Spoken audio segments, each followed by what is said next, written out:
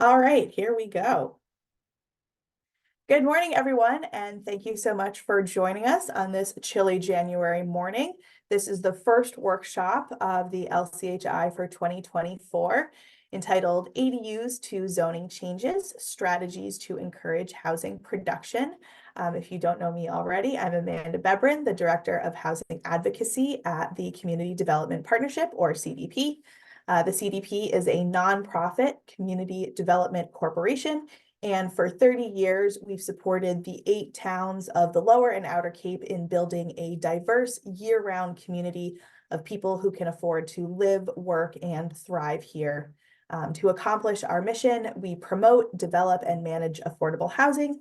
We nurture the launch and growth of small businesses, and we facilitate collaboration with businesses, nonprofit, and government partners. This particular workshop is part of the Lower Cape Housing Institute, or LCHI, a program that provides resources, support, and training to our municipal officials and staff and resident advocates to better understand their community's housing needs and the strategies that promote the creation of both affordable and attainable housing. I'm really excited for today's sessions. We have some awesome speakers lined up. I would ask that people do keep themselves on mute. And if you have any questions, please put them in the chat. My team member, Pelinda, is monitoring the chat. So if you have any troubleshooting that needs to be done or questions that you're thinking of, we are going to leave some time at the end for some Q&A. And you can raise your Zoom hands when we get to that segment of the presentation. But for the moment, I'm going to turn it over to Dana Lewinter, who is the Chief of Public and Community Engagement at the Mass Housing Partnership, for some opening remarks, and we're going to dive right in. Dana, over to you.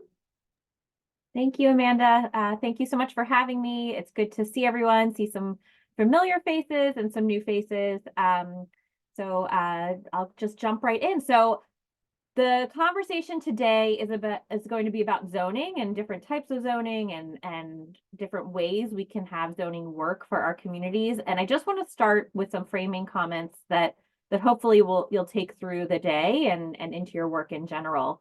Zoning is wonky. It's important, but it's really wonky. It's not a roll off the tongue kind of narrative conversation. It is really technical detail work. And at its core, we all know zoning is this set of regulations. But I always think it's important to step back, because with any set of regulations, there's a reason why they were put in place. And I always want us to think about why zoning was put in place before we move on to the what. There's really a tendency when we're doing this work to skip over that why, to focus on those specific details of use categories and parking provisions and height restrictions. And you know all those conversations that are happening in your municipality.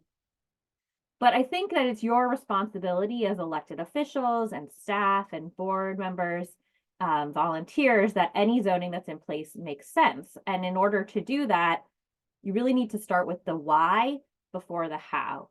And so I would encourage you all to think about zoning rather than a set of regulations, which it is, but first and foremost, a set of value statements. There are some really great examples of value statements that I hear in municipalities that I work with. I'll throw out a few, and maybe these will resonate with you or your community. We're a community where families can grow and thrive. We are a community where a diverse group of people can call home. We're a community where seniors can age comfortably. We're a community where people can access all of the amenities they need within a short walk or drive, preferably walk maybe. We're a community that values the mutually beneficial goals of preserving open space and clustering housing development. We are a community that prioritizes getting people out of their cars. We are a community where people can both live and work. Those are the types of values that we can actually build into our zoning regulations. And if we start with those sets of values and set them in writing through a community engagement process, through conversations, that could be through a housing production plan, it could be a master plan, it could be visioning sessions, whatever works for your community. But if you set those value statements before you get into the zoning details, you're going to have a big picture view And more importantly, it's gonna really allow you to think about what makes your community special. What do you want to see for the future, and what would you hate to lose as you move forward, as you progress, as things change, because they do inevitably change. So I don't mean to say all this to say that details don't matter. They absolutely do. And there is important work that happens to get all of those details right. But it's a kind of a reminder to check yourself as you're going through all of the processes to ensure that all of the details that you're proposing and working on are serving your why, are serving your value statements. Are they connecting back to it? Are they making those value statements easier to live up to, or are they getting in the way of doing that work? And I think the real important reason why you have to get this right up front is because once you get into that detail stage of thinking about setbacks and impervious surfaces and density and what facade treatments we want to look at, all kinds of new people are going to come out of the woodwork and they're going to have a lot to say. This is good. That's the process of public input. That's what's supposed to happen. That's how it's supposed to work. But there will be inherently a lot of conflicting opinions. And if you can go back to that vision and those values, what you want to accomplish through your zoning, you'll be in a much better position to respond to all of those potential conflicts. And it also allows you to treat concerns that are raised as items to be addressed, which they should within reason, but not a reason to deviate from those value statements. So you can say, okay, we've got this concern. How can we build that into our zoning regulations and still achieve our vision and our values? So that's really the important point. I mentioned before, change is inevitable. There's a fear of change that happens as soon as we start talking about zoning, as soon as we start talking about development. But if you approach it from this values lens, I think you can really be in charge of the change you want to see in your community, working towards those goals as opposed to being reactive. And so I encourage you all to approach it with that framework. And lastly, one last thing I'll leave you with is I just think it's really important to note that zoning is a useful and necessary tool. But in many instances, it has actually been used to hold us back from what we want to achieve as opposed to moving us forward to what we want to achieve. It has been used as an exclusionary tool to keep people out rather than welcoming them in. And often, actually, under our current zoning, it keeps us from building what we think is desirable and what we want, as opposed to allowing us to do the kind of things that we know we need to achieve for our community. So zoning is not written in stone. It is not unchangeable. And if we look at it from a values lens, we're going to be more able to make it work for our communities. So I'll leave you with that and launch you into, I think, a really great conversation.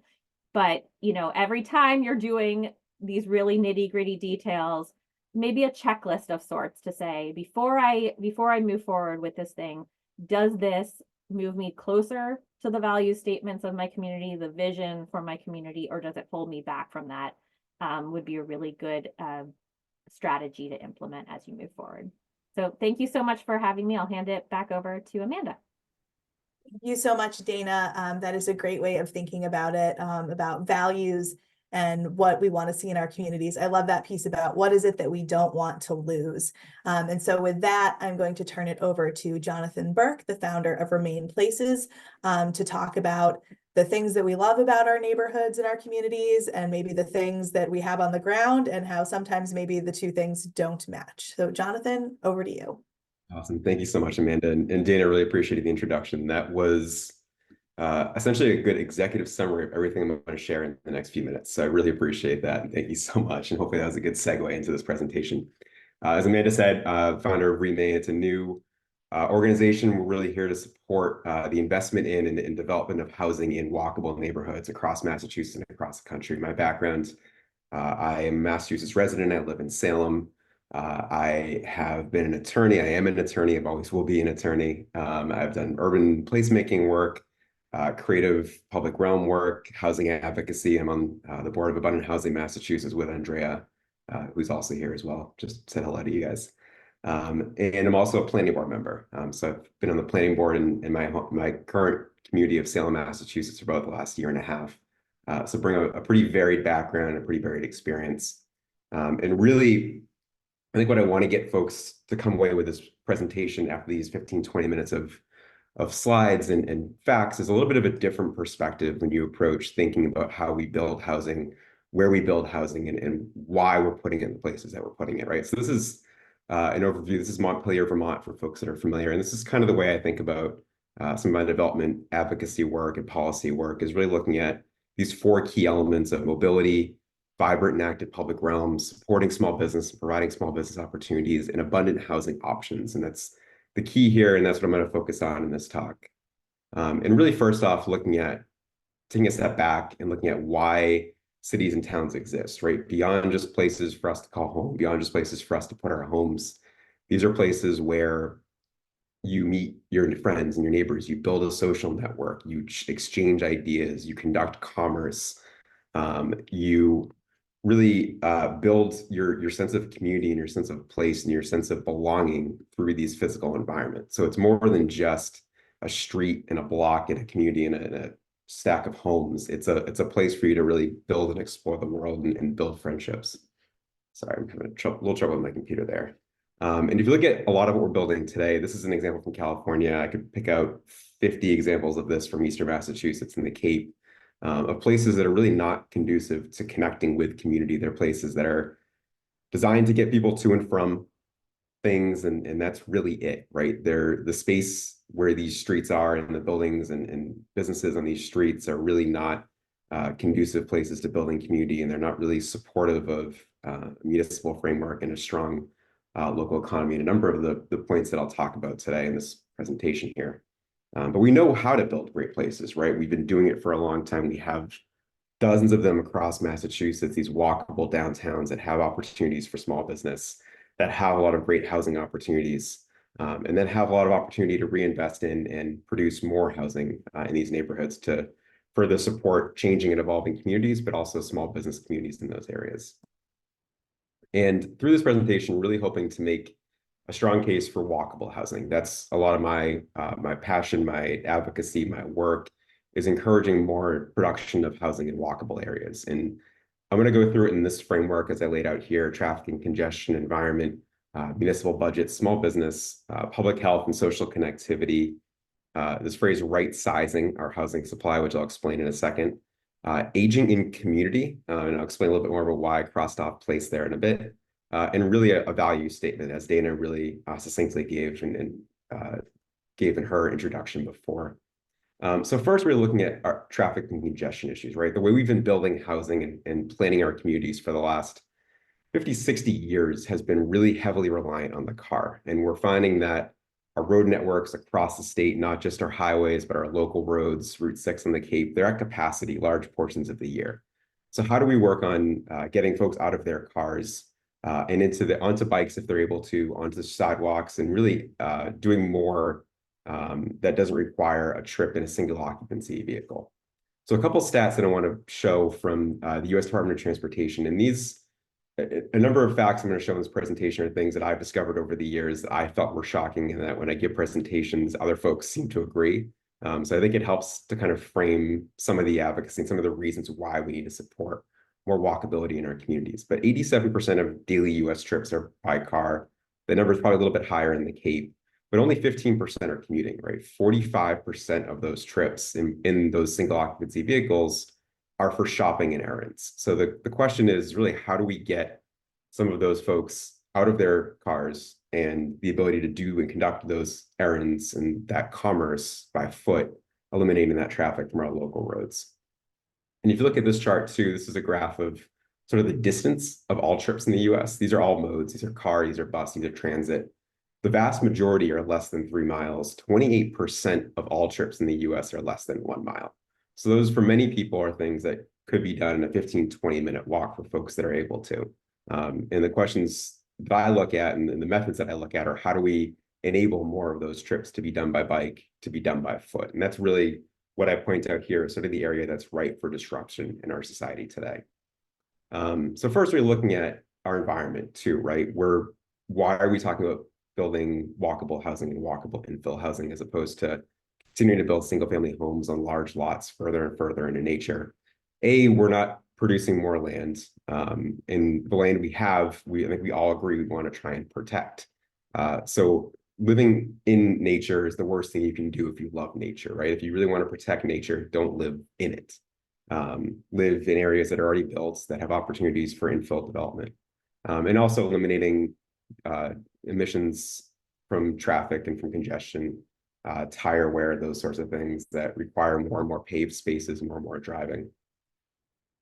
And looking at municipal budgets, this is one I want to talk about briefly, and through the lens of an organization based in North Carolina called Urban 3 that does really interesting analysis work. I'm not going to dive too deeply into this because they can spend hours and hours talking to you about it, but this sort of shows the drain of municipal budgets that sprawling communities have, and it's more and more expensive, if you think about it, to provide infrastructure like water, sewer, electricity, paving roads. Every mile of roads is another expense onto the municipal budget to repave every 8 to 10 years or so. So you can see that those smaller, denser, this is Lafayette, Louisiana as the example here, but you can see those smaller, denser lots in the downtown are much more, much less maintenance and much more of a bang for their tax bill every year, as opposed to some of the sprawling suburbs and some of the sprawling lots on the outskirts of town. So you can see similar examples from the Cape, right? These small downtown lots that don't require a lot of roads to get access to, a lot of extension of existing infrastructure, but then you have these large lots that may pay less per square foot than some of those downtown buildings that require less maintenance and less street infrastructure to get people to than something like the sprawling big box store on the outskirts of town. And you know it's bad. I saw this weekend when I was watching one of the football games, but you know it's bad when Domino's is actually giving out grants to cities to help them plow roads so they can drive pizza and deliver pizza to folks' homes. So you know we're at a tough point in municipal budgets when Domino's is paying to get pizza to people. And it's a sign of how far we've sprawled in a lot of our communities across the country. And really looking at another reason is small business support, right? Putting people closer to existing small business and providing a better, easier opportunity for a built-in consumer base for your small business communities that we're a tourism economy in Salem, so I understand this as well as folks down there do, that these businesses need support in the months outside of the typical high season for tourism. This is a great set I'd love to show from Main Street America, which is an organization that supports our national small main streets across the country. They did a survey about 2 years ago of Main Street directors in small towns and big cities across the country. And 75% of those Main Street managers across the country said that the key to preserving their downtowns, their main streets longevity and the small businesses in those districts was to provide more housing. That was almost universal. Some folks said it was a little bit less important, but I mean, nearly 90% of folks in this survey said that some level of additional housing was essential to the future of their Main Street districts. In public health and social connectivity, right? I mean, I put a little Facebook there with a cross out. I think way too much of our public discourse now is, as somebody who is very online and very much uses social media, I think it's one of the worst places to conduct a civil debate about topics and about ideas. It's a lot of noise, it's a lot of shouting, it's a lot of yelling, not a lot of listening. I think it's important to try to bring some of these conversations and discussions back into, as I showed, sort of the reasons why we have communities and have cities and towns. It's bringing those conversations and that dialogue back into the public square, back into Main Street, encouraging more of those happenstance interactions in our sort of denser Main Street areas of our communities. In right-sizing our housing supply. So what do I mean by right-sizing, right? That's not shrinking necessarily our homes, it's producing different types of housing in our communities. And I say that because a lot of our communities for the last few decades across Massachusetts have, by and large, been only building single-family homes. That's great for families and folks at a certain point of their lives, but it's not conducive, to our best use of our existing land and our dwindling land resources. But it also doesn't provide an opportunity for folks that encounter major crises in their lives. So divorce, major medical expenses, or major other life expenses that come up that may prevent them from being able to afford a large single family home. It forces folks to leave a community that may have been an integral part of their life move further and further away from their family because they can't afford that large single family home or don't need that large single family home anymore based on life circumstances. And this is a quick chart I'm going to show. This is just to give you an idea of, and this I think many folks have probably seen, of how severely depleted our housing production has been for the last 30 years. Where we were producing 30,000 units back in the 70s and 80s, we're now only producing about 10 to 12,000 a decade, or a year, excuse me. And these are some options, right? So when we say different housing options, or we say multifamily housing, I think a lot of communities think, oh no, we're going to build these big glass boxes that you see in the Seaport in Boston.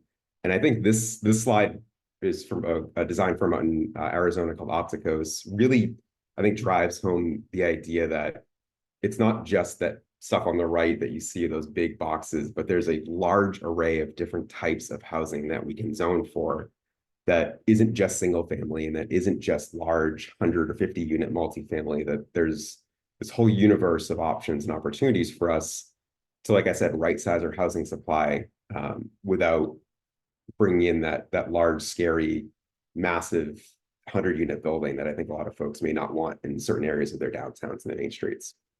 Just providing another example, this is an example of a cottage court. These are essentially, as the land, the lot these are on would be about a single family home lot in a traditional community, and you can fit 6 or 8 900 to 1,200 square foot homes on this. It's a great place for families as a starter home. It's a great place for folks that want to downsize but stay in their communities and get out of those large, maybe more expensive to maintain larger single family homes and still build community within that existing neighborhood. An example from just down the street from me, this is in Salem, Mass. This is a 6-unit building that I think in many communities, and most folks walk by it, looks just like a single family home. There's actually, within this image, there's, I think, about 15 individual units of housing in this image in about 5 different buildings. Not too dense, not too large. I think of a scale that I think fits a lot of our older, more historic downtowns and neighborhoods across the state. So the question becomes really, how do we incentivize these types of developments? How do we incentivize local development? And how do we incentivize folks to really build the products and the housing types that we need and that we want to see in our communities to help us adapt to a changing climate and changing demand? And I'll get into the specifics of that a little bit in a second. I wanted to explain, I mentioned that aging in community comment before and not aging in place. And I think for a lot of folks, aging in place sounds like folks can stay in their homes, their single family homes the rest of their lives, and that's it. And I think a lot of people, it's more about staying in community as opposed to just the home that they've been in forever, that may be too large, that may be very expensive to maintain. And I think when you go into a lot of communities, you hear a lot of folks say, well, you know, I'm still in this home. I can't find any other opportunities in town. I want to stay in the community that I lived in for 30 years.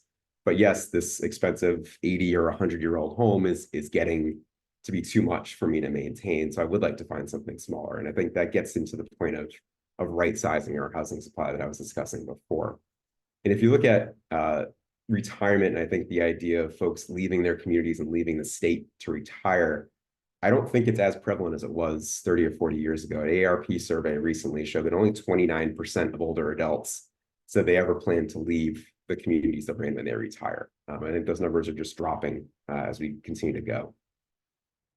And as Dana said so eloquently, our values, and really pushing our values as to what we want to be and how welcoming our communities want to be, both to better support our current residents, but also to welcome new families and new residents and new folks that can continue to support the needs of our communities and the commerce in our communities that we're really struggling to provide housing for today. And really quick, a couple other points. So as Amanda mentioned before, and as Dana mentioned as well, today's zoning, without going into the history of it, really largely prevents the communities we want and need today. When I say that, I love to give these examples. I'll give it really quickly. Imagine proposing someplace like Marblehead, Massachusetts to Marblehead, Massachusetts today. It's a community that has been reticent to a lot of new development across town. Some of it is on a similar scale to what you see in this photo, but yet we have groups and organizations that are set up to preserve these places and that fight to preserve these places. So there's just that, there's a miss between the things that we have and love and know, and why we can't create those things today, and why we are so resistant to creating those things today that we know create great places for folks to live, great places for our small business communities. Same thing, downtown Newburyport, great downtown with sort of a great supply of housing options as you move further and further away from that main street, from multifamily to small single family, smaller lots. And a good example of a property in Salem that I'll give a quick example of. This is a multifamily mixed use building on a 2,600 square foot lot that had a local pasta shop. It's now going to be home to a local restaurant. This neighborhood requires, under current zoning, a 6,000 square foot lot to build the same building. And for every table, there would have to be 2 parking spaces per table and a parking space for every 2 employees they would have on the restaurant. So obviously there's nowhere to put that here. So if this was to be proposed today, you would never be able to build this. However, it's now provided a 20-year opportunity for a local small business, and it's about to provide a local farm an opportunity to open a farm-to-table restaurant right in the middle of the neighborhood. And from the response I've seen on social media, folks could not be more thrilled that this is coming to the neighborhood. Yet, if it wasn't an existing non-conforming use, it wouldn't be able to be built or opened in our communities today. Another quick example, this is right in downtown Salem. This is a single-story retail building being converted to about 18 condos, about a 5-minute walk to the commuter rail station in downtown. The requirements here in our current zoning require 1 space per unit for the first floor because of the existing facade, and 1.5 spaces per unit for the units upstairs.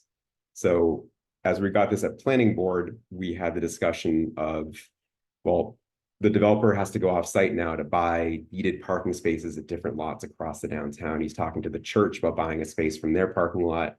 And all of a sudden, this is going to encumber a number of other properties across the downtown that we, as a community, have said we'd like to see housing produced on those lots. This is the same size and scale as a number of buildings on that same street. None of those have parking, but we decided that we needed 1.5 parking spaces per unit in this building. So we as a planning board actually wrote a letter of support to the zoning board to grant the variance for this building and requested they go back and request that variance from the zoning board. So you can see it's the zoning that may have been written back in the 70s and 80s just is out of whack for creating the communities that we want to create and want to see today. I'm trying to move really quickly through this here. One slide, I'm not going to get too far into this because I know the Cape Cod Commission has some comments about specific things that they're learning from their housing production study and housing production plan that they're producing. But some of the things to really look at as you look at different opportunities to change zoning, looking at minimum lot sizes, like I just gave the example of that small multifamily with the restaurant, parking minimums, as I gave that example too.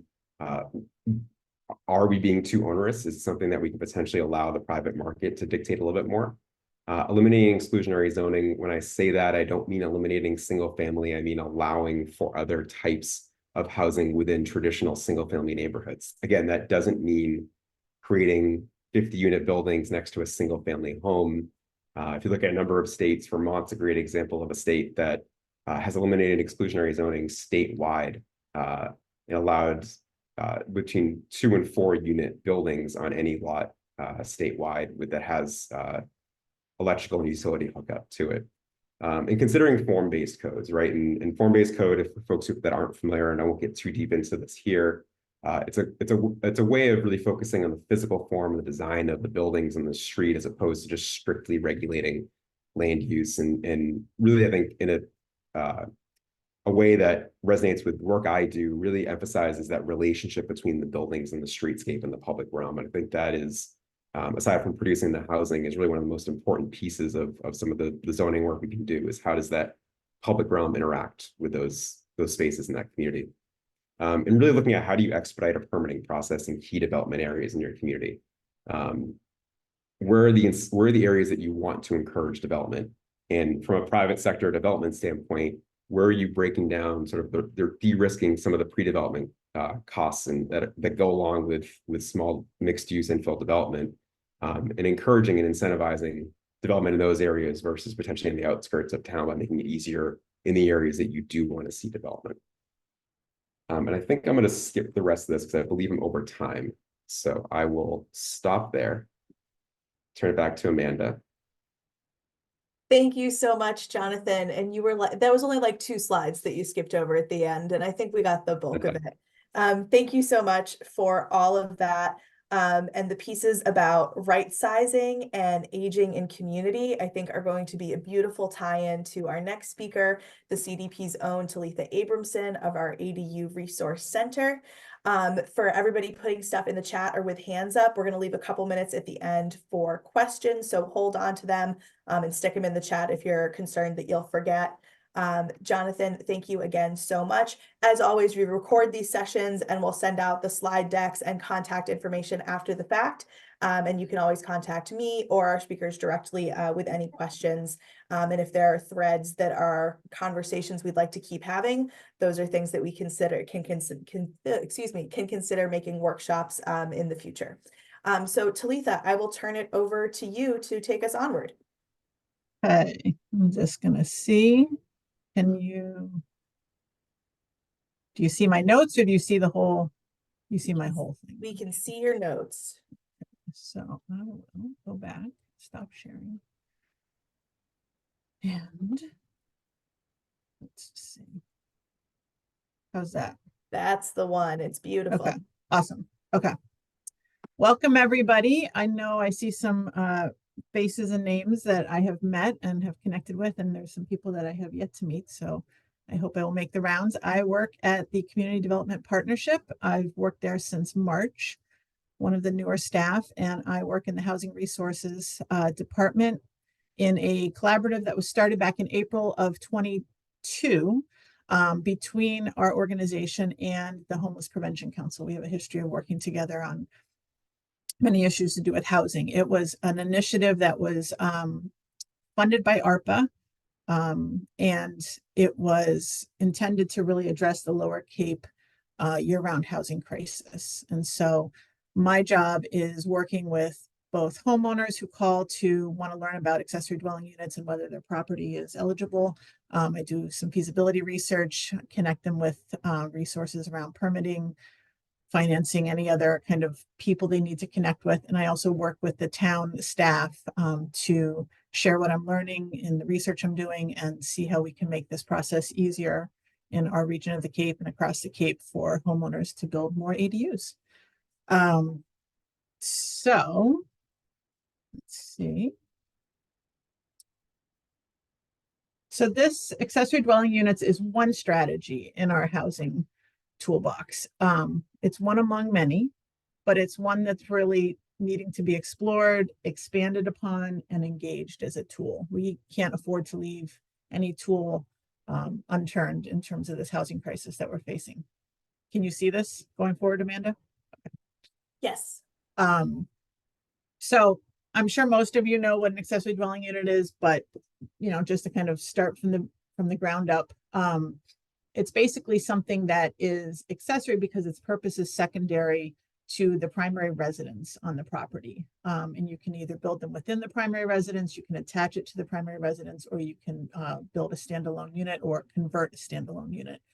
And they're known by many different, terms. A lot of them can also be regionally based: granny flats, in-law suites, basement apartments.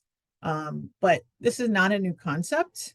I kind of think, speaking to what Jonathan laid out, as well as kind of the beginning framing, this is kind of historical, that we need to kind of go back and learn from what actually worked before we started to get more restrictive with our regulations and zoning. So these weren't always illegal or prohibited in areas. They were historically known as carriage houses, casitas, cottages, garage studios, backyard bungalows, alley flats. Again, really regional terms coming up, and also basic, regional building formats that kind of guided these. But they're now coming to play because we have a certain need for this smaller housing. But really, these were just called houses a generation or two ago. They were not tiny houses. We were living in a much smaller footprint, and we have expanded greatly in terms of the square footage per person in each house that we now build for. And so, people would have thought tiny house, you're calling it a tiny house, This is just how things were built back then. So one of the reasons that they are needed is that there is, Jonathan kind of spoke to this, there's a mismatch going on with zoning, and there's a mismatch going on with what the household sizes are in our current population and what the current housing stock is providing. And so when you look at this mismatch, 35% of US households are two people living together. And sometimes you can assume that might be a couple, they may be roommates, but 29% of the households today are one person living alone. So if you add those up, 64% of the population likely needs one bedroom. The issue is that the current housing stock that offers one bedroom only houses is only basically 11%. And really the matching percentage, 65% of the housing stock is 2+ bedrooms. And so if there are people that are seeking out a smaller option, it's not there in the market yet. And that's where we want to start to look at how can we build those in a smart, efficient way. Another aspect to the ADU conversation is that 1 in 5 Americans are now sharing their homes with either their adult children or their parents or their grandparents. COVID, I think, was a big game changer for a lot of people who kind of came back home into the nest, or because of the rising housing prices that they've had to rethink how they're living. We don't have as much of an individualistic society as people are coming back home to roost. 61% of ADUs are built from multi-generational housing. So it's, a lot of the people that call into the center, I would say the majority of them already know who they want to house in the ADU, and it is usually a family member. There are people who are wanting to build ADUs for the common good, in the sense that they don't know who they want to house necessarily, or it's not a family member. They want to just create more solutions to the housing crisis. But the majority are people who want to keep their kid on Cape. They want to have their parent age in community, as Jonathan said, and they want to figure out how to do that in the best way possible with their property. The issue, I like this metaphor that comes from an ADU expert, Cole Peterson. He talks about ADUs as being a rare breed of plant, similar to an orchid, and an orchid that's only in bud form. And so for ADUs to be this, solve all of our affordable housing challenges, policy aspiration, there are a lot of systemic changes needed to enable them just to be a viable housing form. They're not going to solve every issue we have, but to literally just be a tool that could be possible, we need to do some groundwork at a policy level, both state and regional. And we're not in a leading position at this point in our area. There's definitely some changes that have happened, but there's a lot of great leaders in the West that we can look to for information. So basically a lot of the cities in the US, and is true here in the state, have restrictive standards still that are really almost like a weed barrier that don't allow anything to grow up through those policies. And so Cole talks about what are the key pieces that we need to look at in order to grow more ADUs. So one of the things is to understand what's stopping the development, what's slowing down the ability to build more ADUs at a rate that we need them on Cape.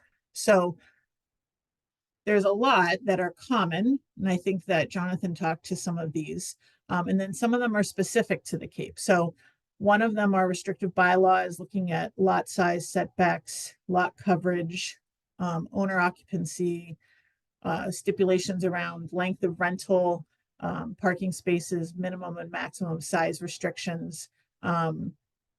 Some of them around construction costs. This is definitely across the board. We've seen that rise with COVID, with pre-permitting fees. That's not COVID related, but COVID increases in supplies. And what's unique to us is what's called island pricing by some contractors, is that literally to come over the bridge, we're seeing an increase both in labor and in supplies that would be attributed to living on an island. And so that COVID increase added with the island pricing has made it even more difficult here than in other places. Construction delays and labor shortages, partly that's, somewhat nationwide. We're seeing some of that. But again, on the Cape, workers can't afford to live on Cape. We have 50% of the workforce coming from off Cape driving over the bridges. And so the construction demand with the COVID rise of kind of building was outpacing workforce capacity. There's also a lot of trades that are facing shortages due to retiring workforce, and the younger workforce pipeline is not filling that in. So civil engineers is one example of why there's a wait list for a lot of people to get a site survey. Part of it is that there's a demand, but another part is that there's people retiring in the field and people are not filling those spots from a younger generation standpoint. The other challenges that I see are financial. ADUs are not mainstream enough yet to generate diverse funding options in terms of either mortgages or incentives, at least not as much on the East Coast. Like you'll see on the West Coast, because they're far advanced in their efforts, they have a lot more options around state incentives, creative financing, creative alternative ways to fund an ADU development. A lot of people rely on having to sell an older parent's house to be able to fund the development of the ADU if they want to bring their parent onto that property. And there's a lot of ways that people are trying to move things around, whether it's retirement or getting a HELOC. But it's a costly enterprise no matter how you try to fund it. And to cost to build it versus the income that's generated with long-term affordable rentals on the Cape, when we're making sure that it doesn't become a short-term rental, it precludes a lot of homeowners on limited income who want to build and they want to contribute to the housing crisis. They want to have an income coming in for themselves, but they can't recoup the costs in the timeline needed for it to make sense to shell out $300,000 to $400,000 to $500,000 to build an ADU when the rent won't be the same coming in and be able to pay that off in time. One of the things that's unique to the Cape specifically is wastewater challenges. Septic upgrades are a huge cost. A lot of people have to look at an innovative alternative system or looking at upgrading the capacity of their tanks. All of that involves money. It's one of the biggest reasons that when people call to start the process that they can't move forward is wastewater and the cost connected to it. If they're in a town with a sewer project happening, the hookup costs, the betterment fees, coupled with the timeline of trying to figure out when is your house going to be, what stage of that project when they're, decades long to sewer a whole town. That can also throw a wrench into the project. And there's no regulatory pathway yet, but there's a third option of looking at eco-sanitation as a viable option for wastewater, not to do away with sewer or IA systems, but as a third option. There's no regulatory pathway that makes it easy for homeowners right now, but my hope is that that will become more clear as it is seen as a viable option to get more housing on the ground quickly and more efficiently, and also environmentally friendly. And the other barrier looking at is prevailing mindsets, whether that's thinking inside the box, whether that's working within your silo, whether that's being kind of in your NIMBY mindset of not in my backyard. We need to have open growth mindsets around this. We don't have time to waste on this housing crisis, right? I just keep in my mind all the time, we have social workers doing really amazing work living in cars. Every option has to be on the table for us to explore. This is not a time to be mild. So one of the metaphors that goes off of this kind of rare orchid, if the ADU is a rare orchid, we need to develop greenhouses that nurture the development of this rare flower, right? And so as I've gone around and I've learned kind of regionally, statewide, national, and town, you can have a very different greenhouse. You can have a $15 greenhouse from Ocean State that's a DIY kind of level greenhouse, and you can have a commercial size greenhouse. They're very different. They're better than nothing, but I think each area is in their own stage of development is what I'm learning. And so my hope is to just be of support to each town as they're trying to figure out what is this greenhouse? Do we have a regional greenhouse? As we look state level, how big can this be in terms of the environment that protects ADU development. But I like the metaphor of a greenhouse. It helps us look at what are the best environments and the conditions and the nutrients that are needed to really successfully grow ADUs. And I always like to look at who's leading and what are they learning. So in my work, since I've come on board, I've looked at these states specifically. California is by far, I think, the biggest leader in terms of just the sheer swath of how many cities are looking at this and how they've formed regional ADU centers and how many statewide laws they've passed around ADUs. Washington and Oregon are like close second and third. Austin, Texas is another one that people talk about in the South. Montana recently, some legislation. Colorado, I've looked at in terms of looking at seasonal housing communities and how they look at short-term rentals. Arkansas and Tennessee. One of the things that was really fascinating to me when I've sat on a couple of different webinars about ADUs is looking at kind of over time how legislation has really paid off on a state level, but also then on a kind of a municipal level. So this is I don't know if it's visible enough on your screen, but this is a chart to show in 2012, there were 158 permits total issued in the entire state of California. So if you think about how big that state is, and there's only 158. The next year, a little progress, 745, but still biggest state. And you see it just kind of incrementally go at 728, 1100, 1200, and all of a sudden 2017, it shoots up to close to 5,000. That was their first kind of major legislation around making them by right. And so you can see just on a state level, things can shift dramatically. And from the next year up, it doubled and then almost doubled again.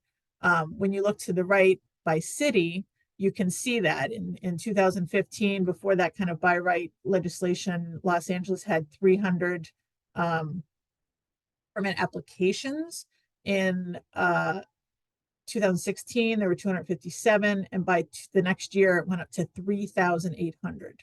So again, it's almost like this like trickle coming out of a faucet, and the right legislation will just open that faucet up and let this flow come out in terms of interest and the ability of somebody to follow through on these projects. So this isn't all of the legislation, but this is some that would fit on a slide to show you all of the work that California has done at the state level. Like what kind of fertilizer, how have they tilled the ground for this to really take root? By right, limiting local ADU regulations, i.e., parking requirements, allowing the sale of ADUs separately from the primary residence, voiding restrictive covenants and deeds, prohibiting ADUs, allowing them to be converted to condos, removing owner occupancy. All of these things they've kind of taken away or loosened up to allow more people to build an ADU. So the question is, how is the Cape unique and different from these ADU leaders out west? This isn't saying they don't have these issues, but I think these are the big issues that kind of define us away from some of the cities out west. Short-term rental, year-round housing crisis. I mean, that's one of the biggest issues when we're looking at people changing bylaws on the town level, is the fear of how to keep these from not being short-term rentals. But then how do you not restrict it so much that people don't want to build an ADU at all, right? There's got to be flexibility in that. The tourism-centric seasonal community, a lot of the cities are not facing that to the level that we are out west. Again, island pricing, labor shortages.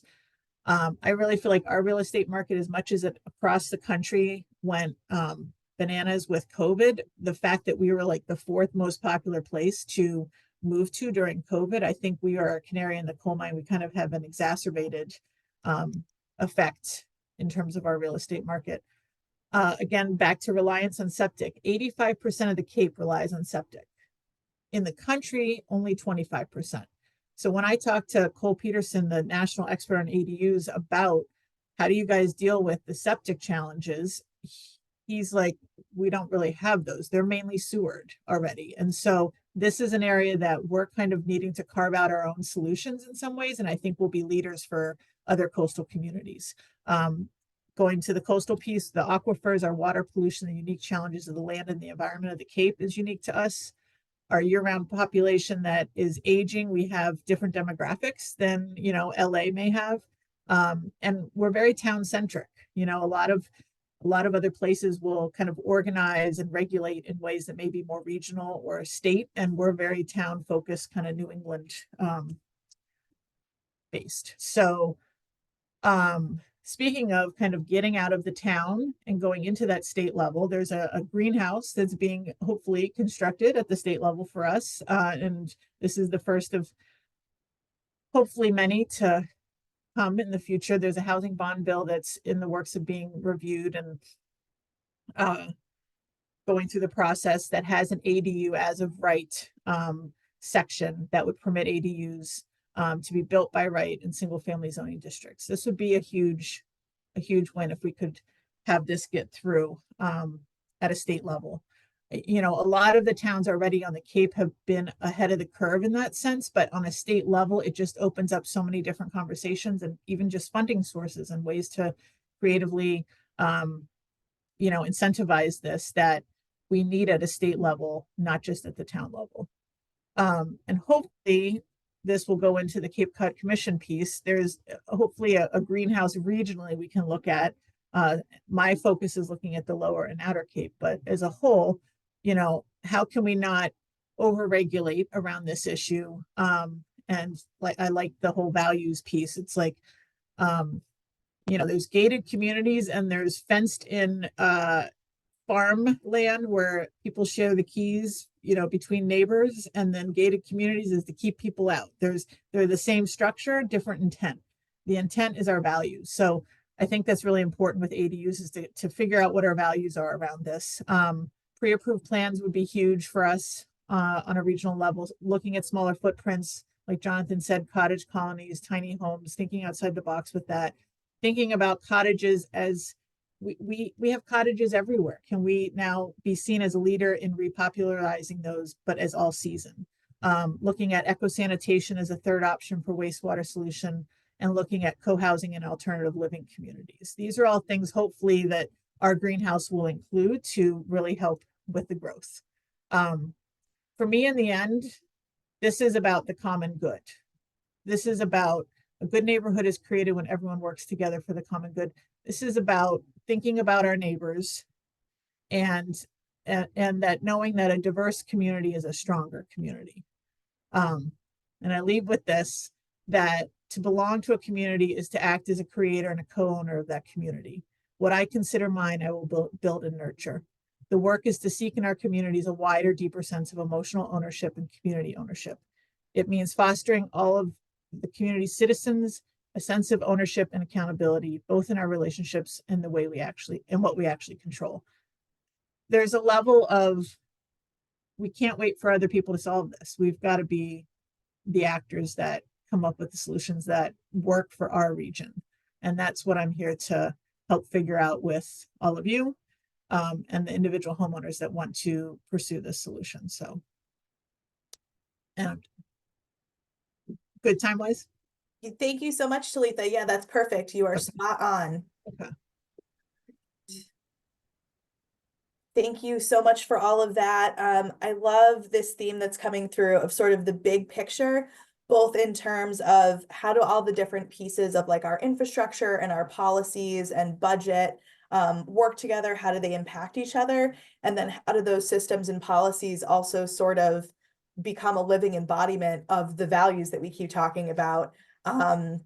You know, what are the things that are important to us, and how are some ways that in recognizing those relationships can we help our community sort of represent values for where we want our communities to go in the future?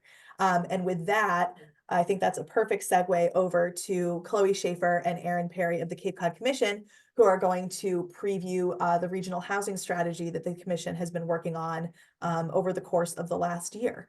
So Aaron and Chloe, I'll let you two take it from here. Thanks so much, Amanda. I'm Erin Perry, Deputy Director at the Commission, and Chloe Schaefer will also join me for the second part of the presentation. She is our Chief Planner. I know we see many familiar faces in the audience here today who engaged with us through this process, and really just appreciate your dedication to this issue over the course of that process, and hope you see your input and your feedback integrated into this plan as well. And so just to get started, Chloe, if you could advance, the regional housing strategy was developed to address the range of challenges that we have related to housing across Cape Cod. The purpose of the housing strategy, and this guided its development, as well as will guide its implementation, is to identify policies, strategies, and appropriate areas for housing development and redevelopment to address housing supply, affordability, and availability challenges while protecting sensitive natural resources and cultural resources. We know that our natural and cultural resources are a critical component of who we are, and that we need to consider those as we think about how to address our housing challenges. Development of the plan, and again, its implementation, was also guided by a series of principles. And these were generated with much of your feedback and feedback from other stakeholders across the region over the course of the process. And the principles are really to generate a greater variety of housing, really creating that environment that allows for a wider variety of housing choices. To support our year-round population and contribute to fostering that vibrant year-round community that we've heard a lot about today as well. To relieve housing challenges, not only for our year-round residents, but we know that supporting our seasonal workforce needs is a critical element there too, to ensure that we can alleviate some of the housing challenges there, and then in turn, help to relieve some of the housing challenges for our year-round residents. We know we need to address multiple regional priorities and ensure that the strategies and actions for housing protect, again, both our natural and cultural resources and address some of our other regional challenges like climate change, like wastewater and coastal water quality issues, and many others. We know we need to foster redevelopment and prioritize those strategies that support redevelopment. We have very limited land left to develop develop across the region. And redevelopment needs to be a very high priority here. We also know we need to coordinate housing and infrastructure. This has been touched on a couple of times already this morning. We need to align our housing opportunities with not only wastewater infrastructure, which is certainly one of the key limiting factors with housing development and redevelopment, but also with transportation and broadband and other infrastructure planning and investments. It's important that we regionalize efforts to support municipalities. This was one of the #1 things we heard when we started this process, that there are opportunities for regional efforts and entities, whether those be existing or new entities, to support municipalities in their housing work, and really open some capacity at the local level to implement some of the strategies and recommendations in this plan. And of course, education can't be understated. Building, that capacity for education and increased awareness will be important throughout the process, kind of regardless of the strategies or opportunities pursued. And so we've taken the better part of a year to develop this housing strategy with stakeholders across the region. I'm not going to hit on every single one of the elements here, but you can kind of see the process outlined here very briefly. Today, we do have a draft housing strategy posted on our website for comment. And so certainly many of you have already potentially received this from us, but if not, you are welcome to check it out. And we welcome your feedback. Chloe and I will touch on some of the high points here today, but look forward to getting more detailed feedback from you and others over the coming weeks. And the elements of the regional housing strategy kind of fall into these 3 buckets. There was quite a bit of research and analysis that went into the development of the plan. It is very much based in data and information. I won't touch on everything, but we collected a lot of demographic and economic data that already exists. We conducted a regional housing needs assessment to understand the gap in supply and demand today and into the future, as well as conducted a zoning analysis working with our partners at UTL and Out With Studios to really look at all 300 plus zoning districts across the Cape to better understand what's allowed to be built in terms of multifamily housing across the region and where. among a number of other kind of research and analysis activities. We also worked closely with our municipalities over the course of the process through stakeholder engagement processes. We had sub-regional stakeholder working groups, in addition to a regional steering committee and a committee focused directly on funding and financing. We conducted a housing preference survey to collect some primary data around housing preferences in the region and how those differ amongst communities. And then perhaps one of what we hope will be the most impactful kind of elements of the regional housing strategy are the resources that have resulted from it. And those include design guidelines and model bylaws, fact sheets on the range of strategies that we've researched. And then moving forward, we'll be working to develop a decision support tool that can support our communities and others in implementing the recommendations of the plan.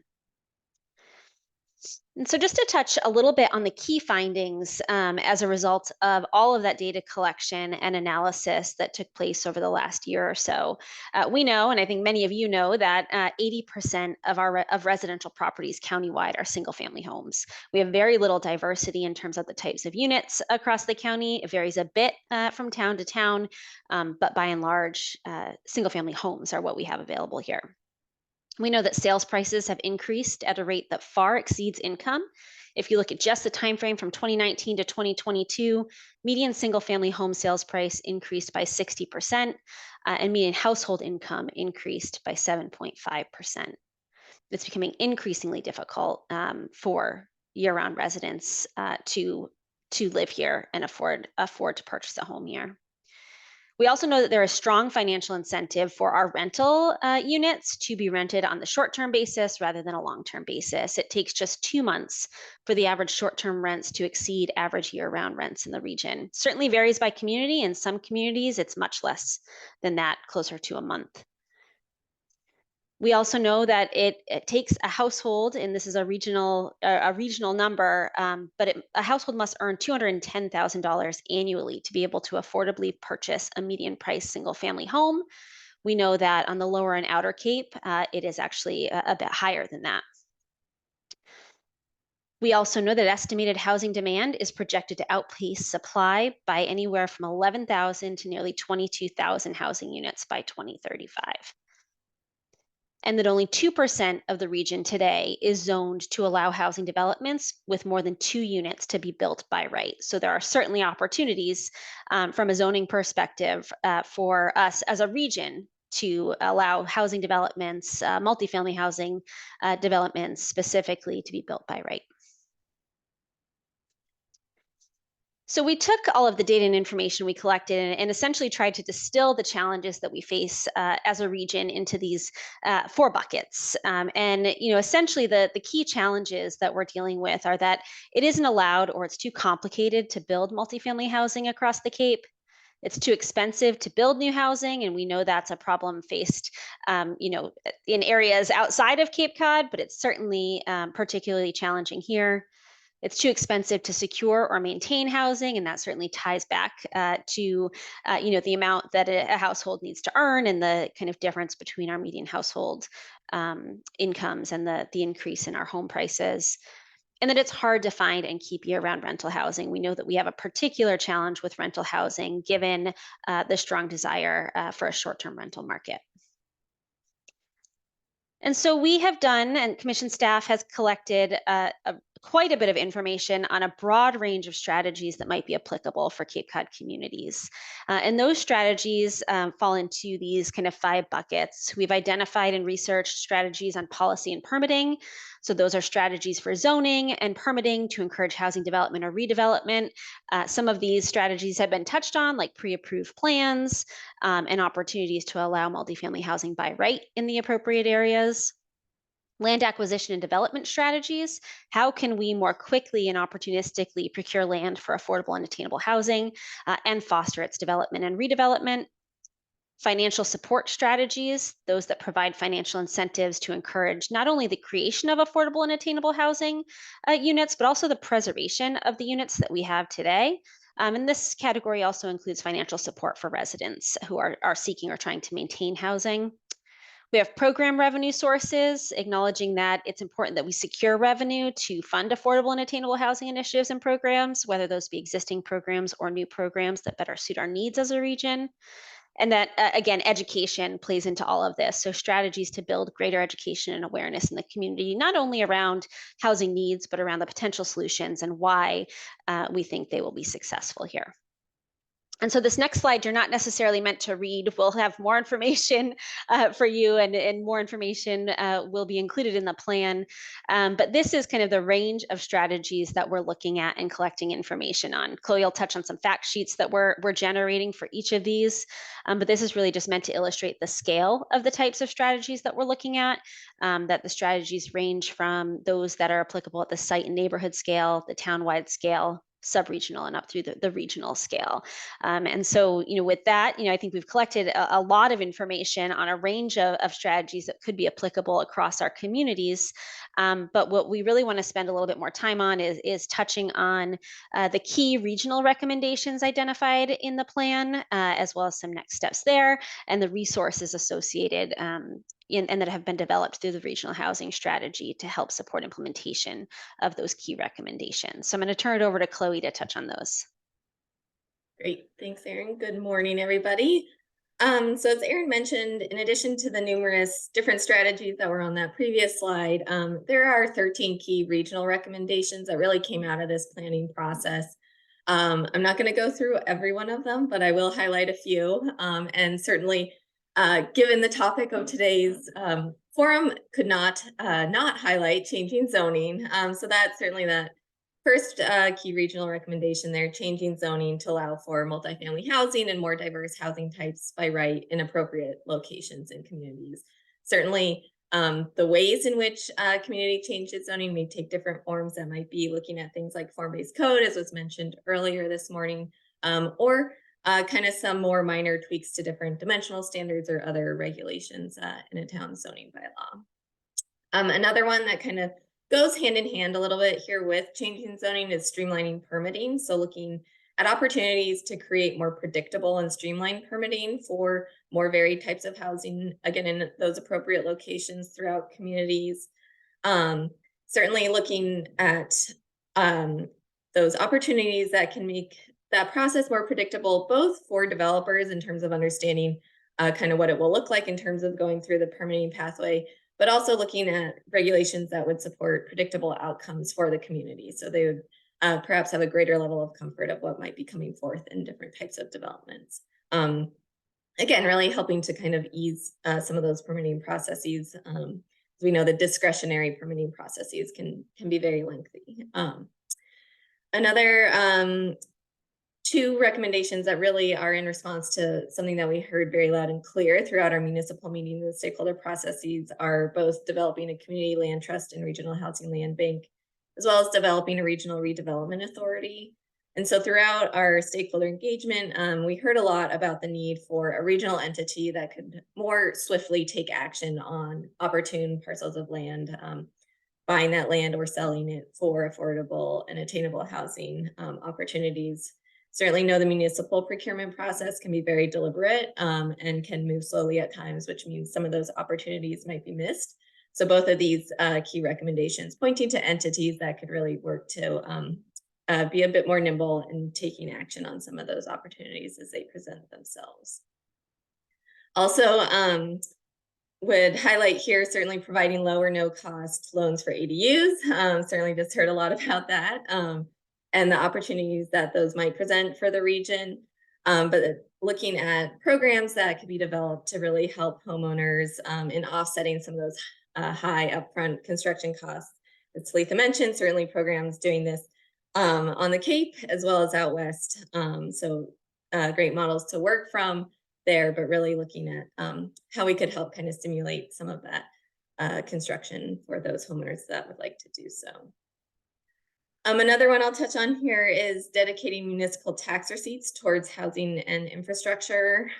So really looking across our communities and making sure that they're utilizing those possible local tax options and capturing that revenue. but then also looking to encourage them to dedicate not necessarily the minimum amount, but significant portions of those towards housing and infrastructure that can enable housing development in appropriate locations. And then the last one I'll touch on here today, but certainly we'd be happy to go into any of these later, is looking at establishing a permanent regional housing services office. This is also something that we heard a lot about throughout our municipal meetings, and the need for support for towns across the Cape, certainly varying levels of capacity, but all of them really pointing to a need for support in monitoring affordable housing units, as well as administering programs and utilizing kind of affordable housing programs as they present themselves. There is a pilot program right now at the county supported through ARPA funds, but it is only a 2-year pilot program. So really identifying here, looking at ways to make it a permanent program moving forward. And in addition to those regional recommendations, we have developed local zoning recommendations or opportunities for each town. And I'm just going to show a couple here as an example. There are many commonalities or certain recommendations that you'll see throughout several of the towns, but there are also differences. The recommendations really in response to the current zoning in a town, and these were something we shared with town staff, incorporated their feedback on.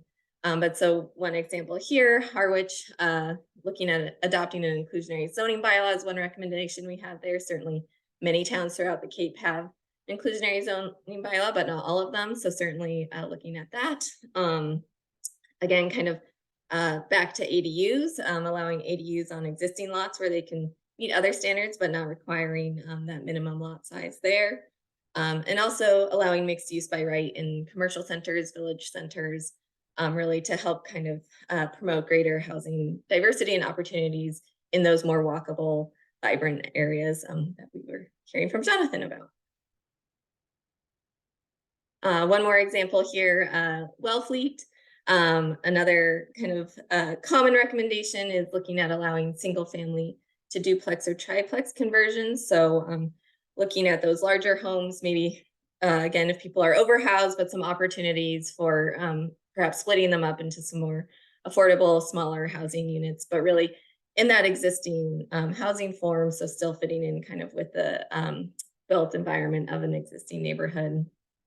Also looking at allowing duplexes by right, again, kind of getting at those smaller housing units, but in scale that again can complement and fit in pretty seamlessly with a single family neighborhood. And then another one here is allowing small scale multifamily by right, but coupled with design guidelines to really kind of help create that more predictable form for those types of developments. And then moving forward in terms of implementing both the regional housing strategy and moving forward housing initiatives generally, certainly some of the key aspects of that are advocating for state level changes. So with the introduction of the Affordable Homes Act, the Housing Bond Bill last fall, certainly advocating for passage of some of those elements, not all of them, but some of the key ones for the region here, looking at year-round deed restrictions, ADUs by right, or the possibility of adopting a local option transfer fee. We know it's going to require certainly a lot of mobilizing of support, mobilizing stakeholders both at the local and regional level, and bringing together citizens as well as advocacy organizations to ensure advancement of housing initiatives. And also developing targeted communications to really help advance local action, providing that factual information to help residents really better understand the impacts and possible outcomes of different housing initiatives, as well as understanding the need and making sure that that information, that data is really presented in a clear and easily understood manner, so that it can be more broadly shared throughout the community. And then also certainly we know that we need to measure our progress to understand where the region is heading, as well as kind of outlining next steps in terms of taking action. So in terms of measuring progress, there are two kind of key buckets there in the regional housing strategy. One is looking at longer term trends. These are things like our population, our year-round population, and our seasonality of housing units. These things aren't going to change necessarily significantly overnight, but looking at those in the longer term to understand how our region and our housing landscape and our demographics are changing will be important, certainly, to track. But also implementation metrics. So looking at things like the amount of land that is zoned for multifamily housing by right, or what changes are happening at the state level to understand implementation progress on the regional housing strategy. And then in the taking action section, we have the short-term action plan. So certainly advancing the strategies and recommendations is going to take dozens of different organizations, collaborations among organizations, stakeholders, and residents throughout the region. But we did provide a short-term action plan for those things that the Cape Cod Commission can spearhead and would look to spearhead in the near term. Certainly one of those is what we're doing right now, which is communicating the plan and making sure people are aware of it, understand it, and can utilize it in their own work. But also looking at things like the feasibility of a program that would offer year-round deed restrictions to try to convert those short-term rentals into year-round housing. Of course, following and tracking the housing bond bill components and ensuring that opportunities are going to come to the region. And then, of course, continuing our dialogue with our towns and supporting them with technical assistance and resources as they look to make changes in advancing housing initiatives. And then finally here, certainly this isn't something we're going to solve overnight.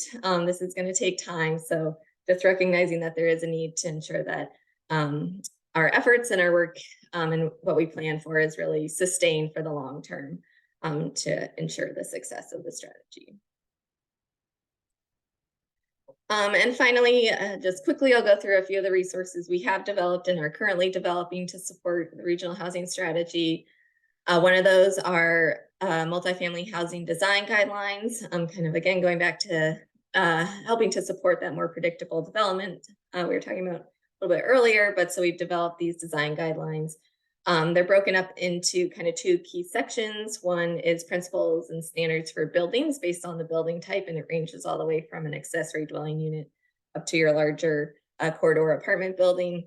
And then also principles based on the context of a proposed development. So looking at the surrounding area and what might be more appropriate there. Along with those design guidelines, we develop retrofit considerations for building envelopes and building systems to kind of help address both our climate goals as well as housing needs. And then we are, of course, looking at developing and have developed already some model bylaws.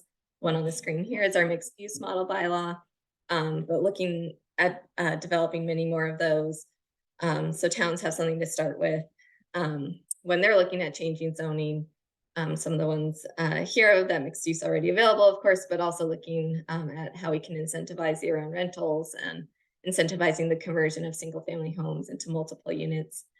Certainly also one for our seasonal workforce housing to help alleviate some of those pressures on our year-round residents. We're going to be developing an inclusionary zoning model bylaw, and then also a form-based code light model bylaw, which really builds off of those design guidelines previously mentioned for multifamily development, providing, again, a starting place for communities that might want to try that out. And then lastly, our housing profiles are available on our website and will also be updated with new data shortly. But we have those for the county as well as all 15 communities, providing demographic, economic, and housing data. And then on the right here is an example of some of those of a strategy fact sheet Aaron mentioned that we are working on right now for each of those dozens of strategies, but really trying to provide a place people can go and learn more about that strategy, as well as implementation pathways and resources to help aid in the implementation, should they be something that a community or organization would like to pursue.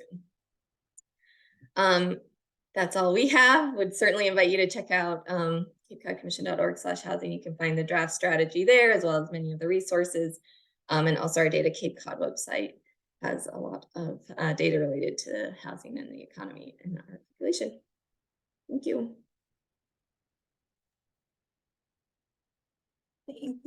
Excuse me. Thank you, Chloe and Aaron. That was fabulous. As always, I feel like every workshop I invite you all to, I info dump on you for about 80 minutes and then say, all right, does anyone have any questions? But truly, if anyone has any questions, we left some time at the end. We went through 3 really different sort of lenses to think about how to encourage housing production. I saw a quick question in the chat about form-based code, and I saw it did get answered. That basically the idea of that is just to focus more on like the external appearance than on what the use is specifically. And the benefit of that is, you know, the needs of our communities change very quickly. If we're talking about businesses, what businesses might be needed by a community or are good money makers. If your community has a use table that guides which sorts of businesses can operate in a community, can take a real long time to work through changing those use tables, especially if you're going to take it sort of punch by punch, business by business. So thinking about form-based code and prioritizing, you know, what the exterior and the aesthetic is so that it fits into sort of the visual language of your community is a way to sort of streamline getting things that your community needs without having to spend like 10 years updating every single line in your use table. All right, other questions from the chat. One question was, what are some next steps to getting the regional housing strategy approved? Chloe or Aaron, would you like to speak to that? And then Alan, I'll come to you with your hand raised. Sure. So the draft is out now. We're making that available for public comment. It's been out for a little over a week or so now, and it'll be available for public comment through January 19th, at which point we'll incorporate comments and issue a final that we're anticipating in February timeframe, depending on the time to address comments. And at that point, we'll be reaching out and looking to share that more broadly with all of our communities, other stakeholders, and certainly if any of you have, you know, entities or organizations that would like to see a presentation of that strategy, you know, we'd be happy to do it at that time. But we do anticipate finalizing it in a February timeframe. Thank you, Aaron. Alan, I'll come to you with your hand raised. Sure. Talitha, Orleans has had a ADU bylaw for over 40 years, and it has gone from incredibly complex special permit process to ADUs as a right. And you've been working on this project on the Outer Cape for about a year, almost a year now. And is it possible for you to give us an inventory of questions from Orleans residents and issues that they have raised as you have worked with them on ADUs? So I'm trying to kind of go back to the clients that I've worked with. I feel like lot size is one of them and septic. Those are the 2 that I see in terms of the challenges and the questions they have around those. I'd have to go back and look at kind of the individual files, but thinking of the most recent people I've worked with, those would be some of the issues that come up. Is that helpful? And we can talk offline too. Yeah, sure. I'll reach out to you. It just Okay. It's something that professionally I've worked on for 40 years of my life, and Yeah. it's coming to the point where it may work. And we actually are thinking about an amendment to the zoning bylaw this year dealing with ADUs, but any information that you have collected that would help us understand the issues better would be appreciated. I'll reach out to you directly. Thank you. That'd be great. I'd love to have a conversation. Thanks, Alan. Thank you, Alan. All right, from the chat, any thoughts on tiny homes for zoning bylaw changes? As has occurred in a few Massachusetts towns to date to increase ADUs. I don't know, Talitha or Aaron or Chloe, if you want to talk about tiny homes as a segment of ADUs or in addition to. I can jump in. So our model, what I'll mention is the model form-based code light bylaw. It doesn't have tiny homes, but it does provide some parameters for cottage courts. So certainly those are bigger than tiny homes. I'll let Talitha jump in if she wants to, kind of in regards to ADUs, but that will be a resource that communities could look to, certainly with cottage courts being a typology we're familiar with in the region, looking at how those might provide kind of more affordable but year-round opportunities throughout the From what, I mean, my interactions with town staff, there are, select board members and town staff here or there that are asking questions about tiny homes. And you have to look at, is it a tiny home on wheels, which is different than, a tiny home that has a foundation, all of which I think seem very, they're not they seem in a prohibitive place at this point, tiny homes specifically. And I'm trying to see if we can kind of raise that question again and look at how small can the houses be that can actually be considered a dwelling unit. So I'm in a kind of a research mode to understand where each, town and the kind of the constituencies around that. But I again, I think it's an option that needs to be on the table. There are people, if they're wanting a house that's small, there should be the ability to have a house that's small, in my mind, in terms of, again, if we have people living in cars, there's got to be a whole range of options. So it's a question I ask all the time when I meet with town staff. Thank you, Talitha. All right, I think this will be our last question from the chat. Great presentations. Thank you to all the speakers. In the regional housing strategy, was regional assistance to use eminent domain for acquiring blighted or underused properties where the owner has no interest in selling or redevelopment? Is that something that's provided for or considered? Sure.